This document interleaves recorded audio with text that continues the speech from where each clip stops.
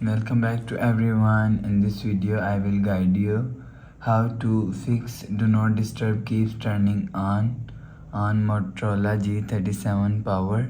Let's start the video if you want to fix this problem. So first of all, go to app library, click on settings app.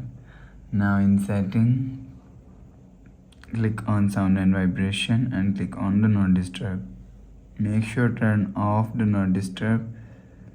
After turn off do not disturb, go back to home screen. You will see your problem is solved. But if it not solved, if you want to fix this problem, go to app library, click on settings app. Now in setting, click on system and update. You will check your software update is latest. If it not latest, update your software latest. After update software latest, go back to home screen. You will see your problem is solved. But if it doesn't fix this problem, again click on settings app. Now in setting, click on system and click on reset option. If you want to fix this problem, click on reset all settings. Enter phone pin.